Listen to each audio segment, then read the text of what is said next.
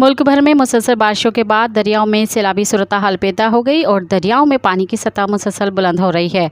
मुल्क के दूसरों सबसे बड़े डैम तरबिला में पानी की सतह महफूज गुंजाइश 1 करोड़ 10 लाख एकड़ फुट से तजावज़ कर गई है। दरिया सिंध में पानी की सतह मुसलसल बुलंद हो रही है और सखर बराज के अप स्ट्रीम में पानी की आमद 3,81,000 क्यूसेक तक पहुँच गई है, जबकि सिंध के ज़िले कंबर के तहसील मेरुखान के गांव मुरीद माची के करीब नहर में पड़ने वाले 30 फुट चौड़ी शगाफ का दर्जा उनकी वजह से धान की फसल ज़ेर आब आ गई है और शगाफ अभी तक बंद नहीं हो सका। तरबिला डैम में पानी ज़ख़ीरा करने की कुल गुंजाइश 13.35 मिलियन एकड़ फुट है और इस वक्त वो मुकम्मल गुंजाइश से महज 15% पीछे है।